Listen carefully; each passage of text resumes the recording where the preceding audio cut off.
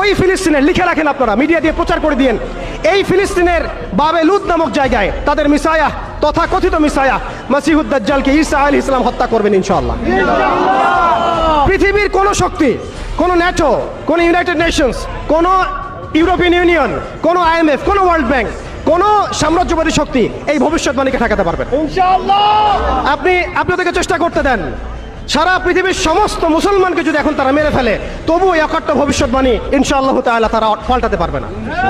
এটা আমাদের আশার জায়গা, এটাই হচ্ছে চূড়ান্ত বিজয়। এবং ঈসা আলাইহিস সালামের হাতে আগামী 40 বছর, লিখে রাখেন আপনারা, এরপরের 40 বছর ওই বাইতুল মুকাদ্দাস থেকেই সারা বিশ্বে ইসলামী খিলাফা কায়েম হবে ইনশাআল্লাহ। যে খিলাফা শব্দটা এখন রাজনৈতিকভাবে আপনারা নিতে পারেন না, হজম করতে পারেন না। আমি জানি আপনারা জানেন না, অনেকেই এটা অজ্ঞতার কারণেও হতে পারে, তারা হয়তো জানেন না, আমরা জানাতে এসেছি। এই যে খিলাফা শব্দটা তারা নিতে পারে না, এই খিলাফাই হবে পৃথিবীর শেষ শাসন ইনশাআল্লাহ তাআলা। এই খিলাফা দিয়ে বিশ্ব শুরু হয়েছিল, এই খিলাফা দিয়েই বিশ্ব শেষ হবে। ঈসা আলাইহিস সালাম 40 বছর ওই জেরুজালেম থেকেই এই বিশ্বকে শাসন করবেন ইনশাআল্লাহ তাআলা। এটা লেখা হয়ে গেছে কুদিয়াল আমর, এটা কেউ চেঞ্জ করতে পারবে না।